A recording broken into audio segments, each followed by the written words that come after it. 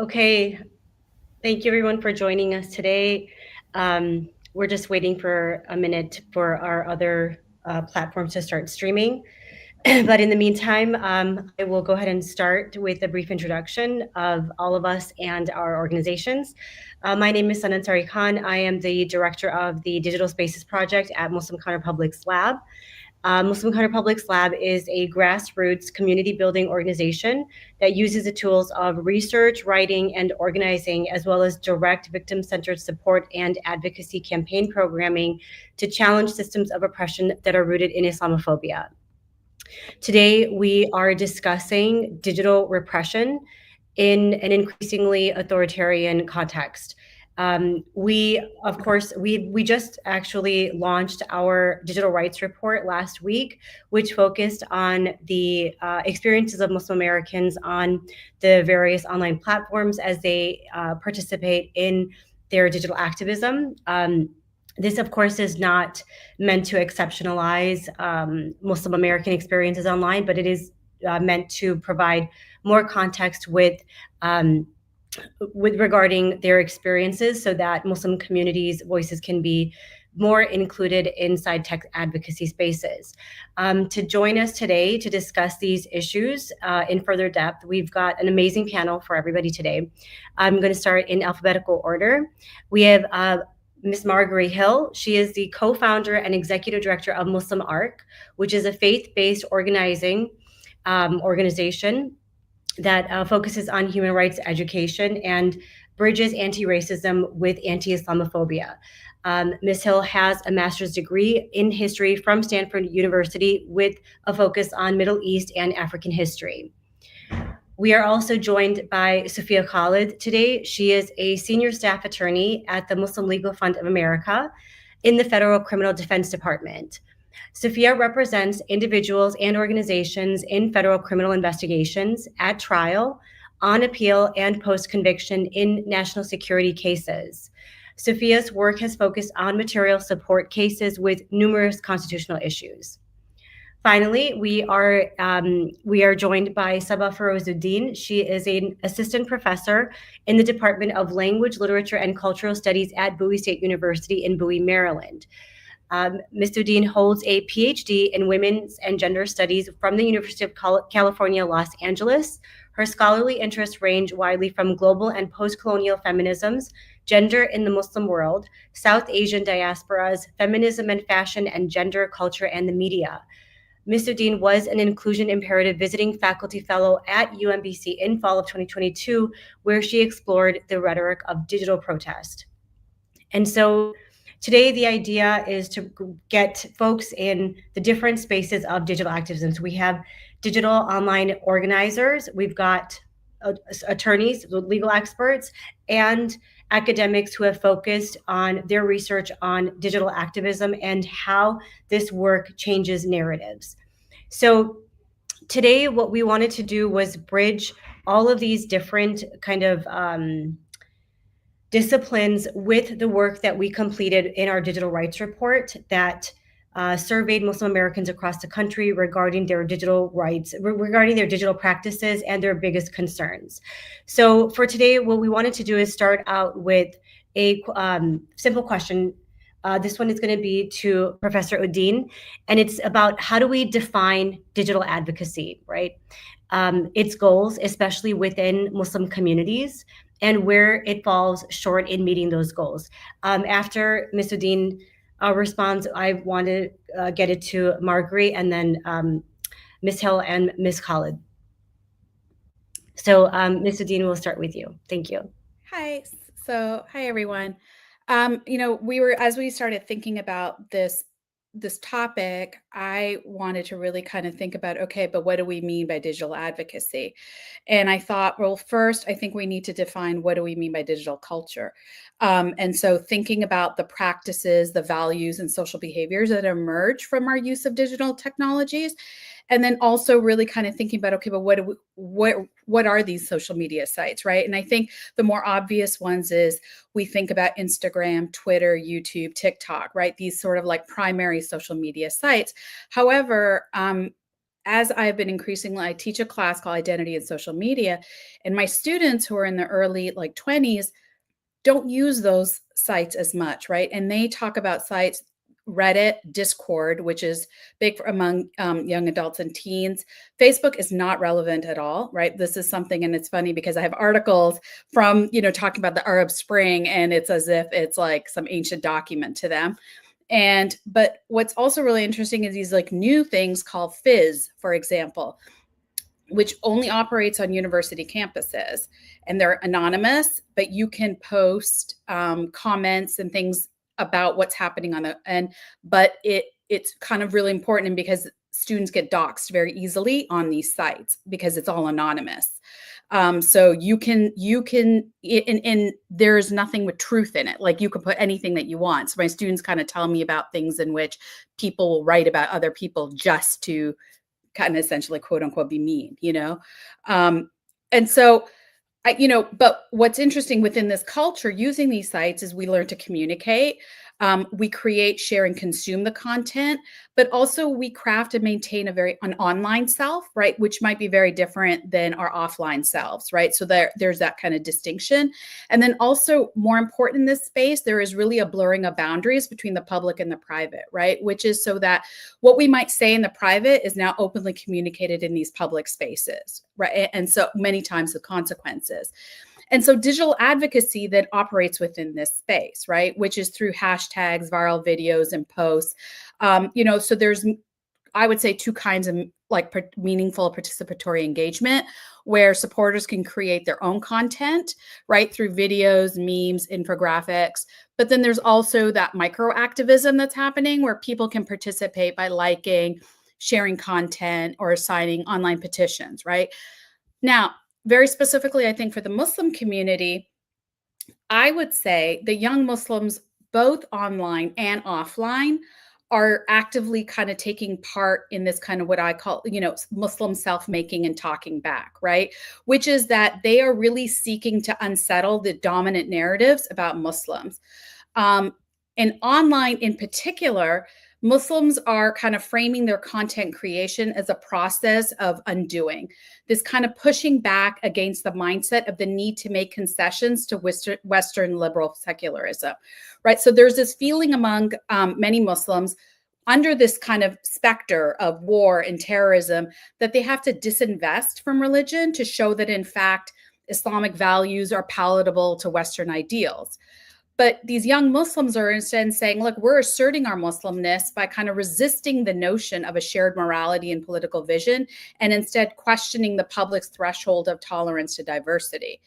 And I quote here, I think is an important quote by Robert Rosenthal, who talks about cyber Muslims. And he says, quote, pathways, Muslims are, digital media offers Muslims, quote, pathways for self-imagining and self-networking, piety and performance, politics and polemics, communications and community building, right? So it is a distinct, deterritorialized, democratic public space, which affords, quote, new avenues for individual agency, social transformation, and the inversion of the offline real world power dynamics.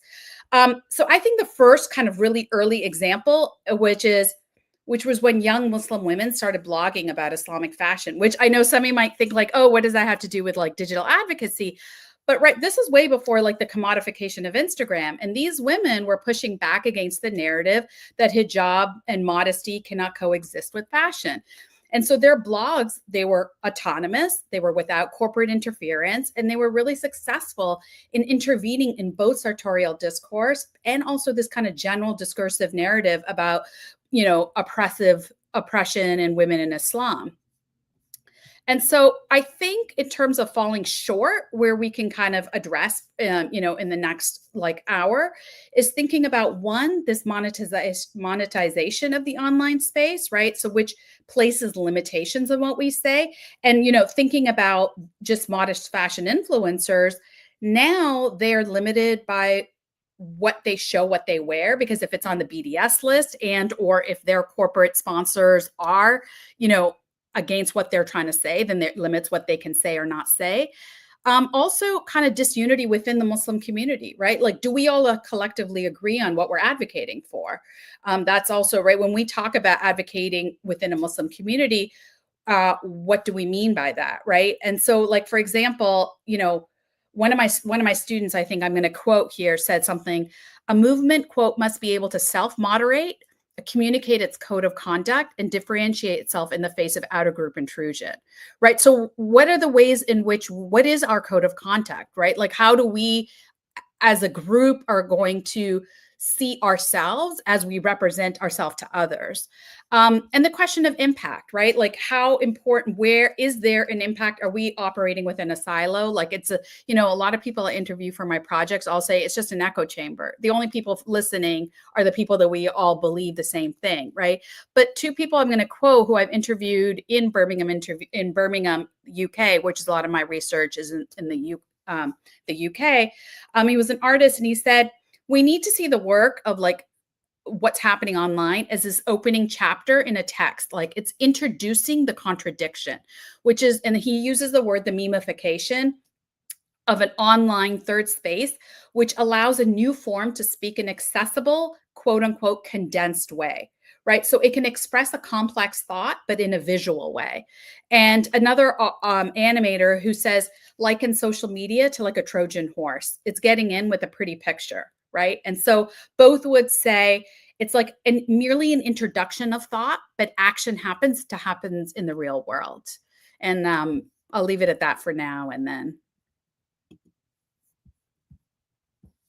Sabah, thank you so much. That was like incredibly well said. And you touched on so many points that I don't know if we're going to have enough time to be able to like give due justice to each of those. But, kind of to guide the conversation, and I want to, pitch this same question to Ms. Hill and Ms. Khalid. Kind of maybe for the next two speakers, we can focus on what you kind of identified as principles of movements, right? So like codes of conduct. That's actually something that we've been talking about at Muslim Counterpublics Lab with respect to narrative empowerment, right? So not everybody who we are in community with are aligned with respect to what we should be advocating for, right? So when we're talking about digital activism, and that's just one component of activism in general, what are some basic principles that we are in agreement and in alignment about? And I like how you framed it as the digital spaces are really just like the introduction, or like the entryway. It's like the entryway to have these conversations, right? Because it is like the democratization of media to an extent, right? So places that we've been gate kept from, we are able to kind of have these conversations, or at least put them on the table to be able to discuss, right? But what comes after that? And that's kind of where I want to pitch to Ms. Hill, because when we talk about after the entry of these discussions, I think that the next part of that is the kind of definition, within the definition of digital advocacy, digital organizing, right? And I think that Ms. Hill has a lot to speak on that, and then I'm going to pitch it to Ms. Khalid. But Ms. Hill. Thank you so much. I mean, one, you took me down both memory lane, and I kind of feel like, I'm definitely like in that auntie elder status, where I remember when Facebook first came out when I was at Stanford, and it was like first only on college campuses. And it first kind of had that wave of a few campuses, those the Ivy Leagues, and Stanford opened up to Stanford, and it was like just colleges. And we weren't talking about social justice, but early on, like I started blogging. So I was in the blogging world, and one of the early bloggers talking about race, and some of the other places where there were other big blogs where they were talking about race. And so a lot of the discussions would happen in the comments. And so this was like before Twitter. And I know we're kind of at this like weird place with Twitter, but there's some really interesting conversations and richness and activism happening on TikTok. So your insight in this, I mean, we definitely need to follow up on with your brilliance and grounded research, because these conversations were also happening across the pond. And so within that type of climate, out of the kind of organic conversations that in 2013, late 2013 around Muslims, Islamophobia, and the need to unify around our diversity. That was like the kind of the atmosphere that led to the growth of the development of Muslim Anti-Racism Collaborative. We initially started out, we thought we were just going to be an initiative. We didn't know we would eventually become like a full-fledged organization. In that process of starting of the organization as a media-based organization, we did eventually had training in community organizing. And sometimes, like, the definitions could be pretty vague of what is community organizing.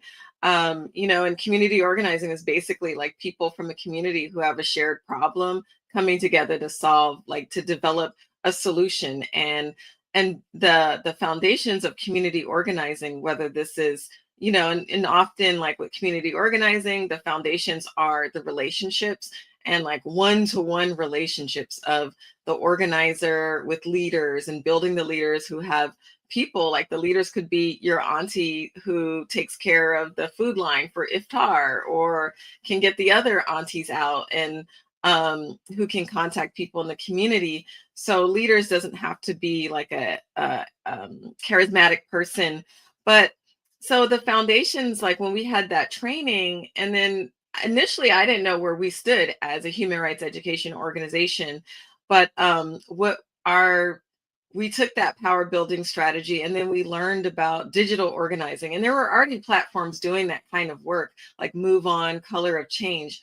And digital organizing is a strategy that does use those digital tools and platforms to build power, to mobilize communities, and drive collective action, whether this is for social, political, and cultural change. So they could be cultural organizers. And some of those early organic work was like shutting down an Islamophobic production, Alice in Arabia. So I remember people like Sabina Khan Ibarra really leading that, or calling out a problematic faith leader that just needed to be fired. So there's some people who shall not be named on this platform that, really kind of led to that. But, these kind of tools MuslimArc started, was involved in.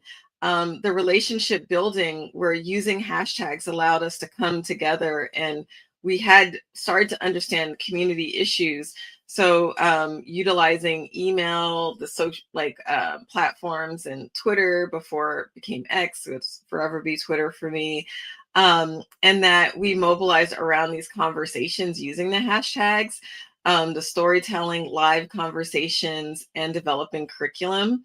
So that was like very, very important for us. And in many ways, it led to shifts in how Muslim Americans talked about themselves, and how we were more inclusive, or even just certain justice issues. So, at the same time, with some of the digital organizing, it leaves a digital footprint. And what we know is like that there are ways that, some like our activism, whether that was like canceling people, right? Getting people, informing people's employer that their employers that their employee is Islamophobic and racist, right? So calling out people, the call out culture. Sometimes there would be like these digital pylons, like a celebrity, people who were used to, whether they had the minbar or they created their own content, like if they had a movie or a show. And now we could speak back, and they had to reckon not just with reviewers, but they had to reckon with everyday individuals bagging on them, and it was like sometimes for organizations, it was a PR nightmare that we actually created news, individuals coming together, thousands of individuals creating news to say, hey, here's a problem, and thousands of Muslims are having this conversation, talking about it. But yet sometimes like those tweets, they can come back, or tweets, posts, videos, whether they're outside of context or just within themselves, can come back to haunt us. They don't go away. They're stored forever. But they were like definitely powerful tools to make sure that our voices are heard. And it's so fascinating how it's showing up in new and different ways. And but also just to know like that we were all like part of history over the past 2 decades of this kind of digital space, where we were able to have those wins and people saw those wins, right? Like this is why they took over, he who not be named, took over Twitter because there was powerful conversations, people like Bassem al-Masri live streaming the militarization, like those tanks that were rolling into Ferguson. And that when we were all like resharing that was like very powerful to show like there is this connection between the type of training of police stations, police forces in the United States and Israel, and having those conversations really in many ways laid the foundations for the movement, this kind of broad movement that we're seeing in like to support Palestine and anti-genocide and Palestinian and support Palestinian liberation. That's a whole lot there, but you just sparked so much, and both the memory. So I was like, so yeah, if I got a little bit, there, but I'm happy and really excited to unpack with you all and to hear from Sufia, like what are the ramifications of, like this when people saw our power and how this is, like what's happening with our legal rights in this. Yeah, absolutely. Thank you so much, Margaret. I think you brought up like a really interesting point that we also touched on in our report regarding like transnational solidarity, right? So you're talking about Ferguson and Palestine. And so that also, I think, like you mentioned, got attention of the state, right? And that's where you started seeing co-optation, a lot of not just, I mean, I think co-optation is probably the best means of quelling resistance, right? Like there's outright oppression, but if you can co-opt a movement in order to maybe dwindle its message, that's even more impactful. But and getting into like the state's role with respect to digital activism and how our communities are, like Sabah said, self-making and unsettling the dominant narratives, what has been the state's response to that, right? And that's kind of where, Sufia, if you could kind of talk about the legal risks and remedies in digital advocacy spaces, because like I think one thing that we found during the course of our research in the digital rights report was that the war on terror still looms large in the consciousness of Muslim Americans, right? And that includes, of course, the surveillance regime that the state used, and of which now digital spaces are an integral part. And so, Ms. Khalid, what I wanted to ask is, like, can you speak to the war on terror surveillance framework in digital environments and, what the biggest risks are for Muslim activists online at this moment and, some general best practices for activists? Yeah, sure. Thanks. It's been very interesting. I love being in a space where there's activists, academics. I don't usually get that with my work. It's all very sort of insulated. But yeah, the law enforcement and legal infrastructure that has come out of the war on terror has really resulted in this bloated counterterrorism framework, this huge budget for the FBI just for counterterrorism. It's over $4 billion a year. And that money is spent in these joint terrorism task forces all around the country. These task forces include all branches of law enforcement, from campus security to state police, CBP, DHS. They all share information and jointly run these investigations. Also, in the last 10 to 15 years, this division of the FBI, the Counterterrorism Division, has used online covert employees for a large amount of its surveillance and these active investigations. In practice, the online covert employee investigative tactics have been particularly abusive and problematic. So we've seen them used to monitor social media. We've seen, some of these online covert employees, which are online undercovers. We have seen them take on roles pretending to be religious leaders, giving intentional misinterpretations of religious guidance to vulnerable young people, to new Muslims, We have seen them joining encrypted chat groups, sometimes creating the encrypted chat groups and inviting individuals in there, fueling or instigating more of the radical speech, especially with younger individuals.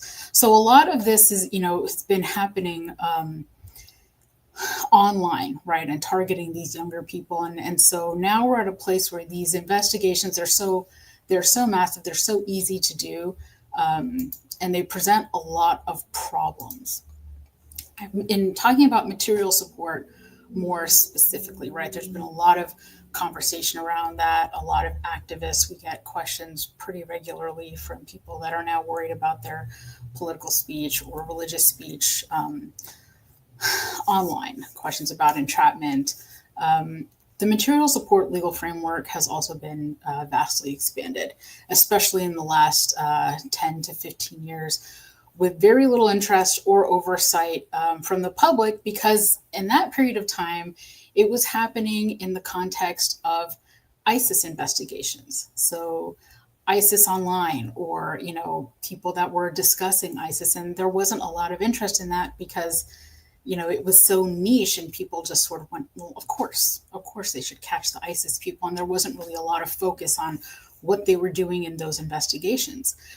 But that is where we saw this, all of these new abusive tactics pop up with the online covert employees, with entrapment.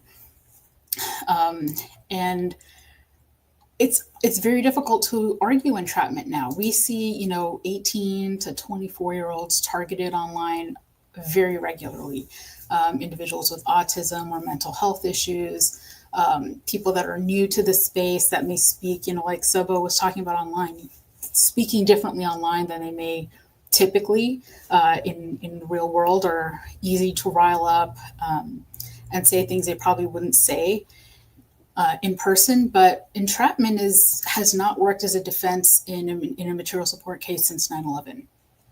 Has been brought and used many times. It doesn't work anymore. And the reason for that is largely because of social media activity and how it's used. One of the elements you have to prove with an entrapment defense is that the individual was not predisposed to supporting the group.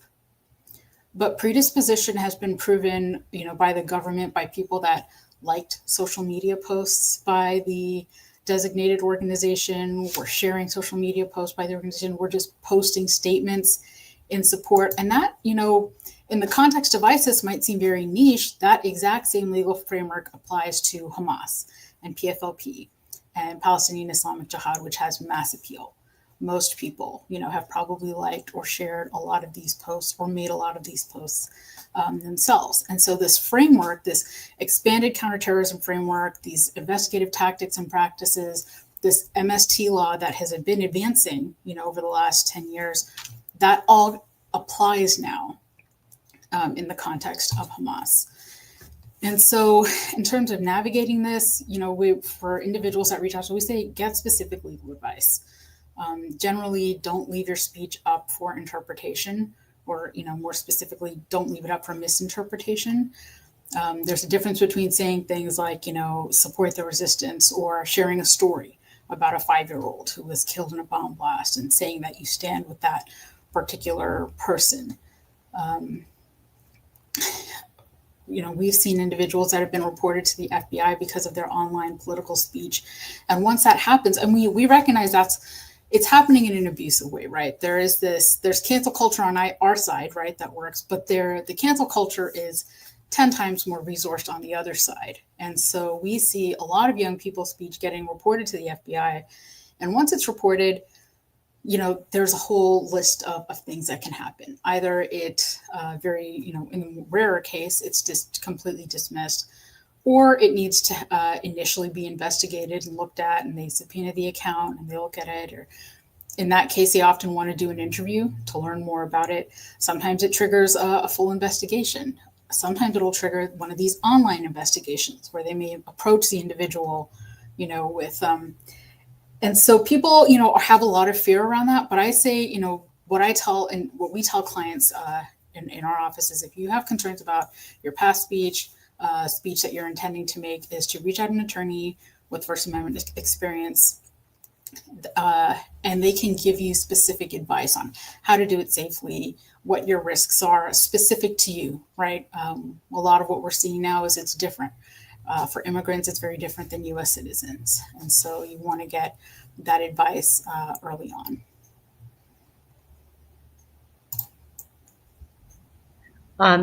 Thank you so much for that. Sufia, I have a question, like just to follow up.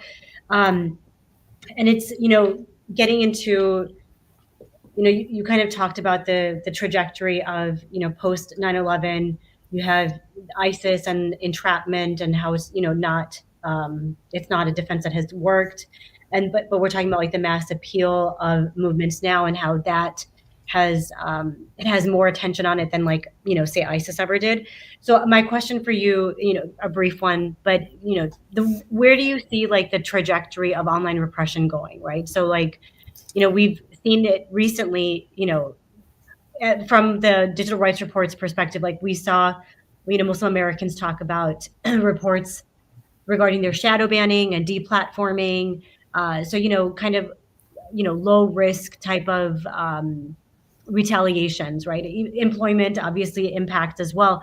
But now, we're looking at deportations for posting about Gaza, right? We're talking about like literal abductions on the street by agents for op-eds that are being published, right? So, I don't know if you can answer this because it's like, it's so existential, but like, where do you see this trajectory of repression going in the next, 6 months to a year? Right. Yeah. So it's something we spent a lot of time in our office talking about and thinking about, because these are the cases that we do. And, we think a lot about this area of law and what it's going to look like. And with these initial cases, something that has stood out to me is, we have the perfect victims, some Ahmed Khalil, Saramisa Ozturks, where they are flawless, they are perfect. And we are just so enraged by what happened to them because it makes absolutely no sense. There is zero legal basis for it. There is zero factual basis for it.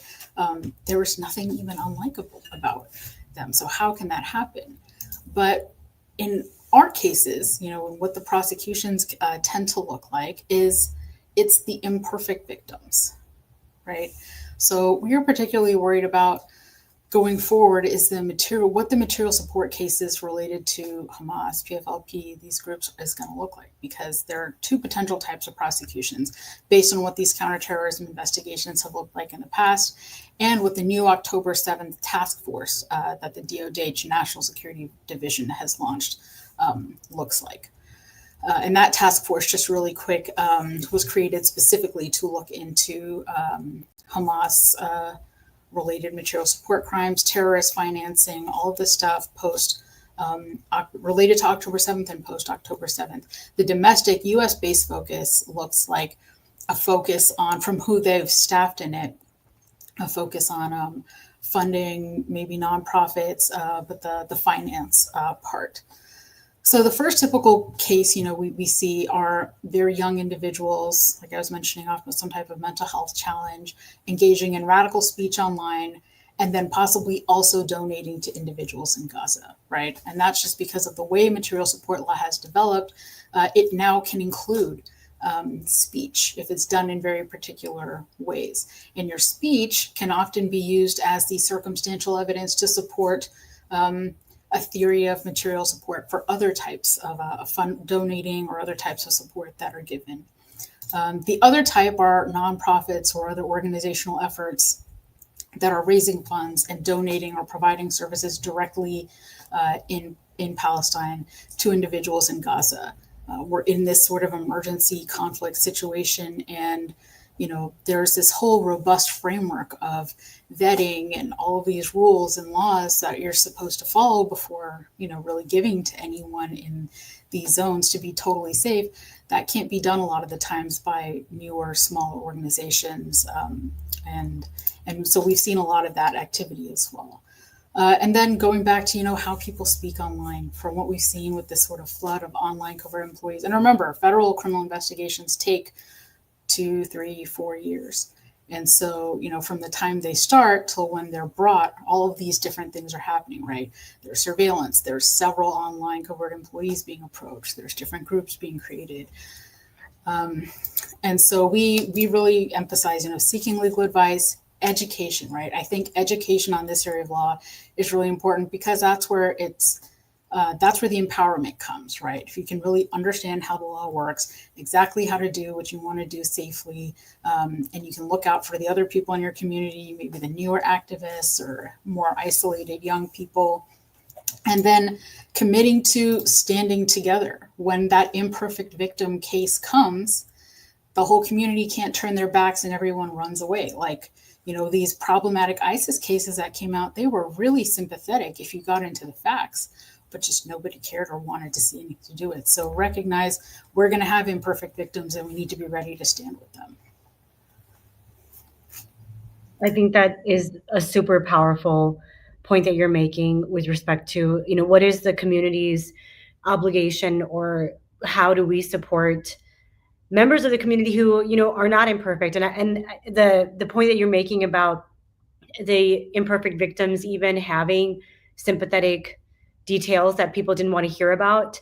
I know we're talking about ways that we can uplift this work, but that might be something that in the activism sphere is something that can be amplified too. But I had one question about, you had mentioned like donating to individuals in Gaza as being a potential case. I mean, I know they're overzealous prosecutors, and if they want to make a case, they can. But is MLFA concerned about like GoFundMe, people who have donated to GoFundMe's? So it's fact specific for each one, right? GoFundMe has been, they do their own robust vetting, and they'll shut down a campaign if you haven't done yours. And so they're requiring a lot more of these questions people should be asking. It's fact specific to each person, right? So an individual they know the family and it's a, very straightforward GoFundMe, fine. But there are also a lot of scams that are using GoFundMe. And so that raises its own concerns. But then also look at your political speech, your religious speech, what you're doing online, and then what the GoFundMe actually looks like. So for each individual, it's different. If it's genuine humanitarian support and that's what your speech is, then obviously no problems as long as it's clear. But we get a lot of legal requests in that, and we take a lot of them. And so if questions or concerns, then definitely talk to an attorney about it. Okay, that is really helpful. Thank you. So I want to kind of maybe backpedal a little bit with respect to like kind of major concerns and future actions and steps. So, Sufia, you talked a lot about the legal implications and how activists should be, informed about kind of what remedies they have potentially and what kind of landmines they should be watching out for, as well as like what sort of obligations do we have as a community. And so I wanted to also ask, Sabah and Margari, one thing that, we talked about today was like the evolution of digital activism. And, like you said, Sabah, like starting with young Muslim women blogging about fashion, I think we've also kind of are watching like the death of influencer culture, right? And moving in towards like an increased digital activism, which I think, Margari, you talked about as like a call out culture, right? And so, my question is, where do you both see this activism going in the future, right? So, not just what are the issues that, Muslim Americans can focus on online, or what are some issues that you anticipate that they will be gravitating towards, right? So, it's interesting because also I think, so Sabah, I used to do like fashion blogging back in the day, and like literally it really was like an activism of that moment, right? Because it was like, how are we representing Muslim women from like the subcontinent? That was kind of like the idea. And this was a medium that allowed that expression to happen. And we've seen of it go from something that was kind of, aesthetically enjoyable, right? And like relatable and like a little bit voyeuristic, like you're getting to know these bloggers. But then now it's gotten obviously like increasingly heavy, right? To the point that influencers, there's a little bit of disdain for them. I would say like it's kind of popular to hate on the influencers. I'm sorry, I think Sabah is frozen, or am I frozen? Can you hear me? I don't think Okay, I can hear you. Sorry, okay. maybe it's a minute. Okay. Okay. I want to make sure I didn't lose you. Okay. But so like I'm seeing maybe like a trajectory of more seriousness, which is also something that some of the research participants had also identified. They said, like, we used to post on Instagram and that was more about our lives and our, our homes or our fashion or our families. And now it's like, we don't want to post about those things because it's just not appropriate given the direction that the world is headed in. And so it almost feels like, is the moment more political to the point where, that moment of, fashion blogging as a political statement is that it's done, right? Like we're dealing with the heavier stuff. And given that we're dealing with heavier content, what are the maybe priorities that like Muslim digital activists that you're finding that they're having in this moment, and what direction do you see they're going in? And maybe we can go the way we did last time. So Sabah and then I don't know. Margari. Can you hear me now? Because it's I just want to make sure that I'm not frozen. Okay. Am I frozen? Yeah. Okay. No, now you're good. Yeah. Okay, good. Okay. Well, actually, as Sufia was talking, I was thinking about, right, this is the direction that I sort of think that content creators are taking, which is that they are fully aware of the repercussions of their speech, right? And so thinking about what you were just saying about fashion influencers and the commodification of it, but I do think that there is a way in which they are able to blend their political activism with art and design, and right, because, and I don't know if all of you have kind of noticed this proliferation of urban streetwear, let's say, right? Here's just a very simple example, because they are aware of what the implications of their words, right? Now it's like, well, what if I have a watermelon on a sweatshirt, right? And like, what does that say? And I'm supporting businesses in my own way, right? Like I am signaling my political affiliation, whatever that might be, or whatever my cause that I'm. And so I think in particular, they are learning from Black communities in terms of what are the ways in which we can use activism in a creative way, whether it's through the creative word, whether it's through, right, like in almost bypassing it so that it's not so obvious. And I think it's because younger generations are utilizing language that they know how to use, right? So older generations just didn't have that kind of, they were not as savvy, and I think they were much more afraid of their like citizenship to the state, right? Like this kind of, and I kind of always use this example, which kind of got me to start thinking about this. When I did my dissertation research, I had interviewed British South Asian women. This is almost like 17 years ago, and who were at that time, let's say, second generation, right? Or their parents, their mothers were first generation. And they were sort of the questions I was asking was, what's your relationship with the state? How do you feel about the state? And they were like, listen, Islam and our British identity coexist. We can have both together, right? They did not see the failures of the state, and they were very sort of like conciliatory to the state. Fast forward to 2020, and I started noticing online young British Muslims who were probably their children, right? Who were very much okay with saying the state has failed us. And not only are they saying that, they're saying, we're British and you failed us as the state, and this is what we want, right? And so, but how are they doing it? They were doing it through poetry. They were doing it through rap. They were doing it through music. It wasn't just that they were writing, captions and saying it. They were doing this creative way. So I think that we can take lessons from that. And they were seeing it. I don't know if I'm frozen. My computer seems off.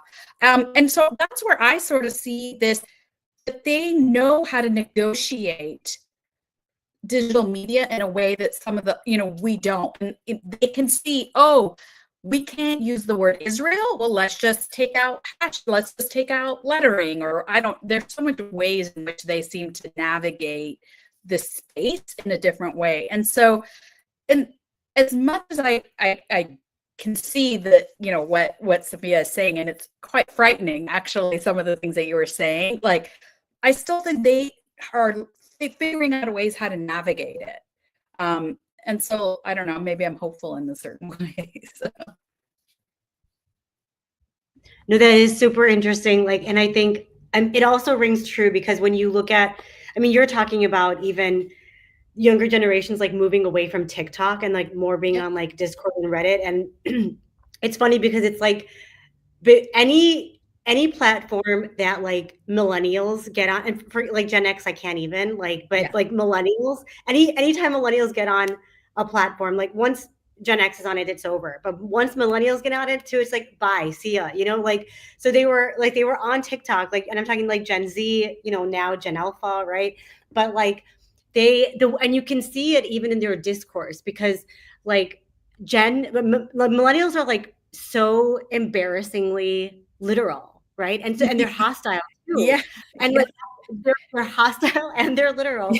And that's why Facebook is like such a miserable experience because they don't know how to have discourse and they're just like it's like peak millennial cringe. Okay. I talk like my kids now, but but you're so right about like they're so much more savvy, this younger generation, not just in how they're navigating online spaces and like some of the landmines that I think Sufia is mentioning. And I think that also has a range in terms of not just like digital literacy, but also mental abilities and disabilities, right? So we have to, there's a range with that too. But when we're talking about like just generational sort of like generalizations, it was interesting because they're not as literal, they're navigating it better, and they're also like able to have discourse with one another. Like you can actually see them talking to each other in the comments, and they're like, oh dude, I wasn't trying to like be offensive. Whereas like on Facebook, they're ready to like take a bat and start like smacking the other person. Like they can't have like a disagreement and a conversation, right?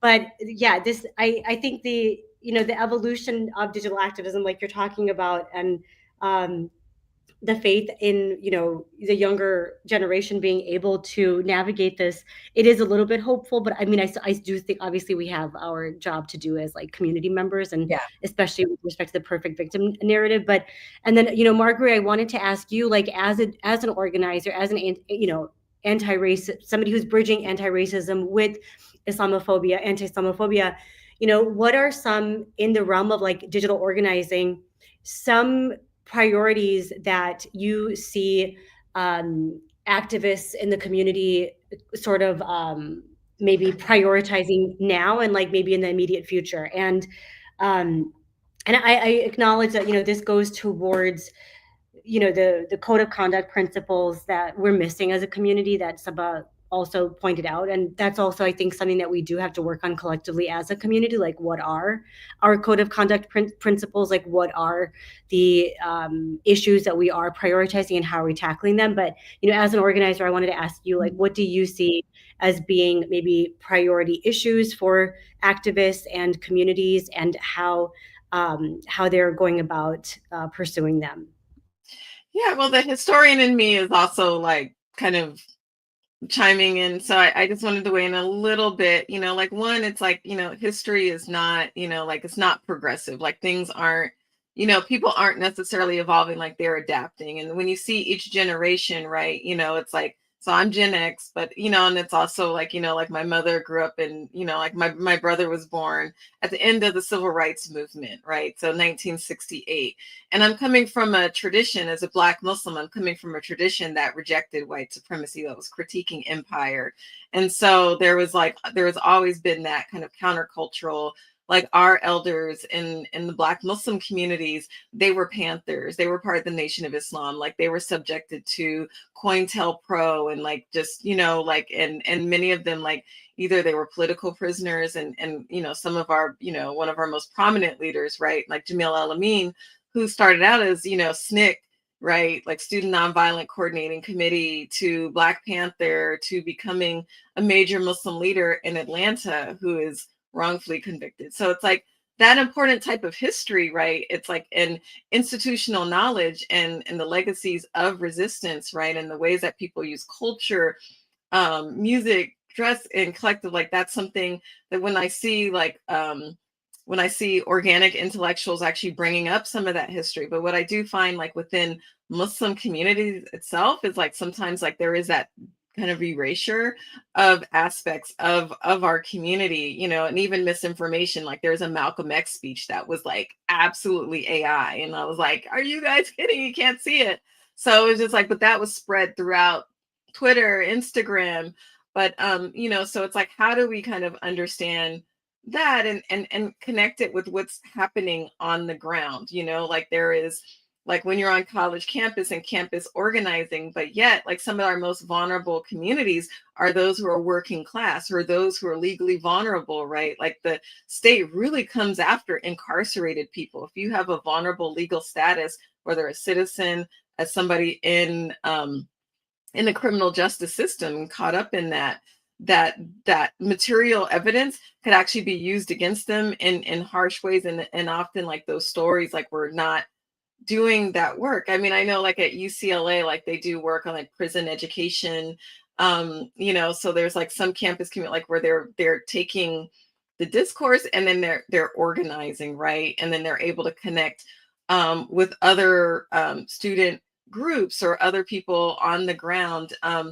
I think, you know, and given that the importance of this moment, and thinking about digital organizing is that it, you know, knowing like what you had said, Sabah, like it is a gateway. Like it definitely is a gateway, like that when we first started, like I was organizing at MuslimArc, you know, and my organizing actually began student organizing in the 90s, you know, anti-genocide, which was like Bosnian genocide was, you know, so a lot of times when people talk about things, like I'm just like how unrooted in the reality that I had actually lived, which is now history. So I think that it's important to be cross-generational and actually have some respect for the elders, because if we have some of that disdain for the elders, it could be both sound xenophobic for young people, like when they're making fun of the accents of their elders. But it can also be very anti-Black and like the rootedness of like of resistance, right? Or like Black or Muslim organizing, which is like really grounded in the Black radical tradition. So I, as a faith-based organizer or as an like I think some of our priorities should be in, I mean, there's a lot of political education, but yet, you know, there are some gaps in understanding power and power building analysis. And then taking that, it's very important that we have organic movements, but there's a difference between like raising funds or and then power building, right? Like what does that mean to build power as a community of leveraging our stories, like share, you know, with organizing, we have to have shared story, shared self-interest, shared vision, shared strategy. And then often there isn't really a theory of change that comes out of that. And so with the civil rights movement, it was the storytelling circles and that people came together to come up with strategies. And so I think that we really have to kind of build that political education in, and not to necessarily say that organic organizers like activists online have to be part of organizations, and sometimes they're pitted in opposition to one another, and that doesn't really you know, like it doesn't always serve our collective interest, like to build power and to sustain ourselves. Because right now we may have a generation that is really activated, but once they become jaded, they'll be just like the Gen X, the millennials, the boomer, you know, like we all had a radical moment and then we become deactivated and cynical. So I think our main thing is like really organizing on hope and learning to use those tools. No, thank you so much for that, Margie. That's a really good point. So I have a question because, yeah, you're right. Like that contempt and that disdain for older generations. Definitely, you see that online, right? Like in the way that they talk about boomers and Gen X, like it is dismissive, and now you're seeing them do the same thing with millennials, right? Like millennial cringe. And so it does seem like it's like this like natural, like not natural in like an acceptable way, but it just repeats itself over and over again, right? Where it's like the previous generation, and it might be because like they, like you have just pointed out, like their radical moment has passed, and I don't know why that is, right? And so I mean, I think you bring up a really good question, like issue, because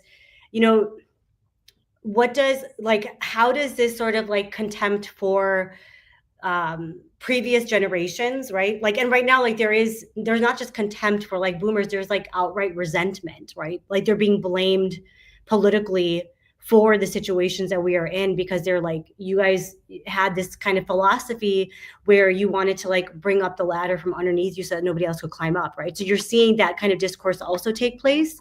So I guess my question is, how do we avoid all, I mean, maybe this is like too existential, but it's like, it's important in terms of like the Muslim communities that we not exceptionalize ourselves, right, in terms of the repression that we're facing, and that means connecting with other communities that face like similar, Sufia, like you mentioned, like the perfect victim sort of pitfall, right? And we see that with Latinx communities and like, RICO charges and same, so we're seeing that in other communities. And if we exceptionalize ourselves, then we just further isolate ourselves, and that's on a community level. But you also see that happening on a generational level.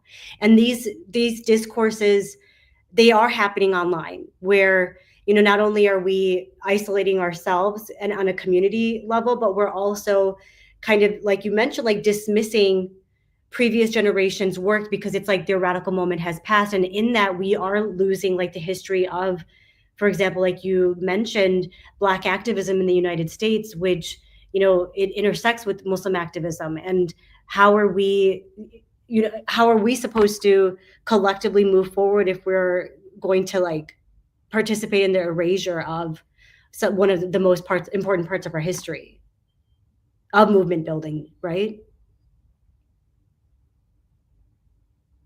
Yeah, we have to continue to build that movement. And then when we have like real conversations, right? Like maybe we, so I think it's taking those broader things, and I found that hopeful that people within the comments, but when you have meaningful conversations, right, and build relationships, and so that is gonna, that has to be key, right, in how we do this work. And it doesn't mean that we're letting people off the hook of accountability or anything like that, but just really when we understand and that we could learn, take from those lessons, and know that they're not perfect, but that any of us, in any moment, we could be undermining the collective movement. And I think it's important for us to know, like if we're doing certain things that fragment our collective movement, then that we could be doing the job of the feds.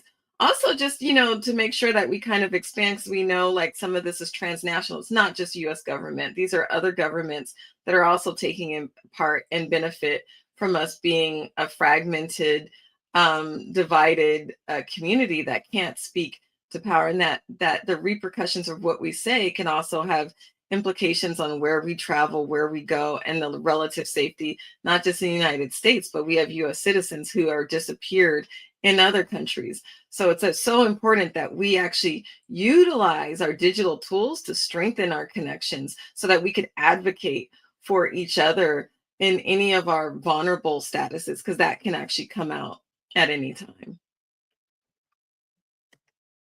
No, 100%. I think, I mean, now you're bringing up like the issue of digital tools, and we haven't even been able to like even scratch the surface on that today. But you're right. Like, how are we strengthening our tools, especially when they are used as surveillance apparatus, as part of the surveillance apparatus, right? And so we're insecure in that level as well.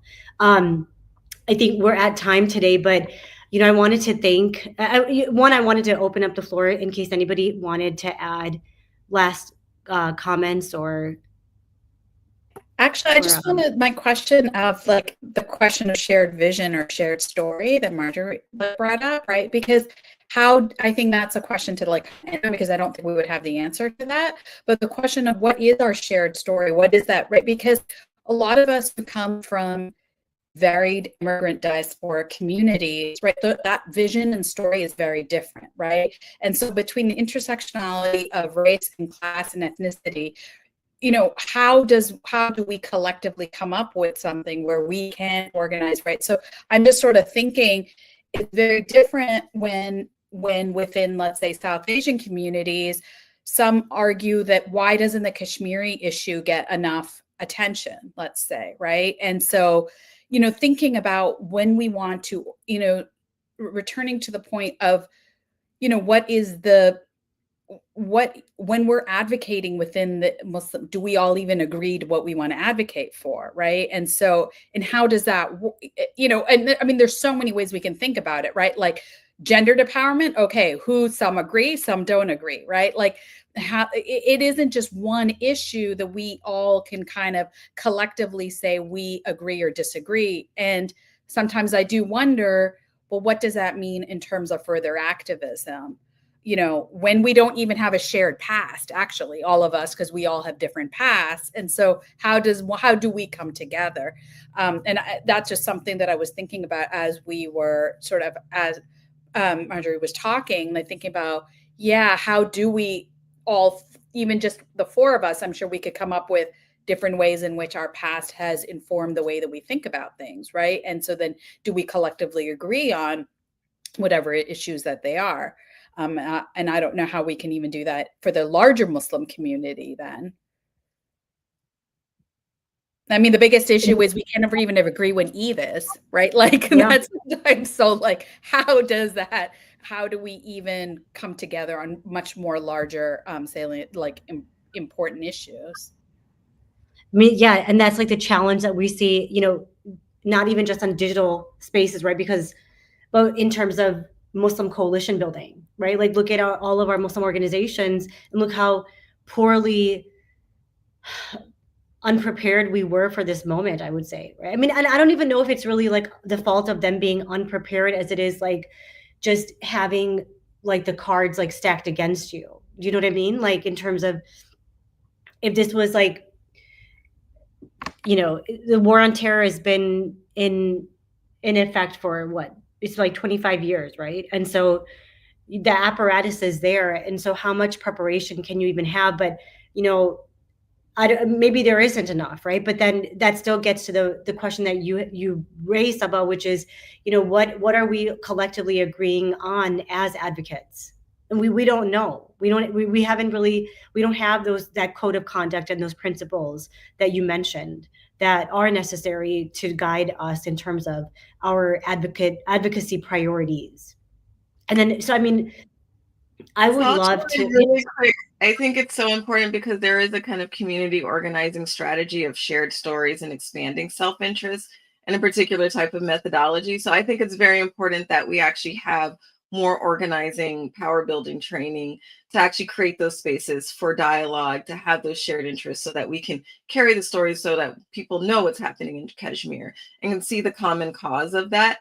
But it's important, and we've known like that, whether it's like funders, our own community they are not investing in power building strategies so that we can get to know each other, so that we can actually expand our self-interest to understand how we can defend each other and our various interests, right? Like where our interests align and who our people are.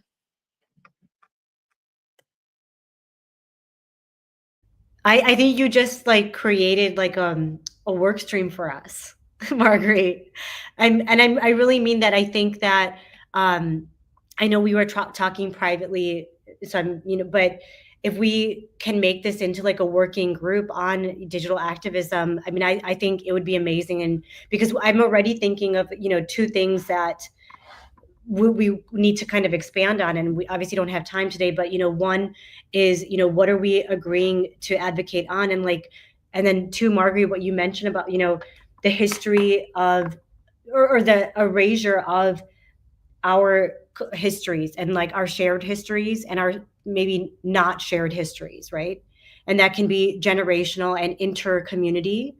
And then the third thing is like digital tools, right? Like how are we able to use digital tools internationally in order to better organize and protect ourselves, right? So I mean, these are three things that we're not going to get through in a panel, but I do, I wonder if this is something that folks would be interested in getting involved with. I would be very interested in that. The one thing I would add, remember, I'm not on that side of the space, but I would love to see more of us as a community trying to bring people over onto, our side. I think, there are efforts to do that. There have been ineffective, methods we've used. There's been, but at this point in the genocide, if you are still very staunchly pro-Israel, and that you're never going to bring those people up, but there's a large section of the population that has just kind of gone quiet, feeling a little awkward, actually believes a lot of the propaganda, and having those coming up with these we're talking about building principles, basic principles, how it is, but having dialogue with that side to bring these people over, I think is is really important for such a small community as ours to actually build our power. So I think I would like to see more of that. Do you think, Sufia, that like some of these, I don't watch them, but I've seen like a lot of buzz around them. These like podcast guys who like are trying to do that. I don't know, like I'm not getting their names, but there's like these podcasters and they're literally trying to like talk to the other side. And I mean, it ends up becoming like debate. There's a lot of controversy around it, but do you think that that's impactful, or do you have something else that's in mind? I think something that's not as contentious, right? Educating, like a genocide is very compelling. Just, the stories itself and talking about it and dealing with it. I mean, if you're somebody who is not staunchly pro-Israel, but you really still believe there were 40 beheaded babies and nobody has sort of walked you through. I mean, we all know where these investigations have been done and where that information is because we're following this all day, every day. But for a large part of the population, they just aren't.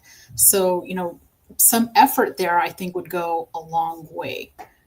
If we don't have some sort of niche point of view that's really complicated to understand, everything speaks for itself with Gaza and a lot of these conflicts and issues.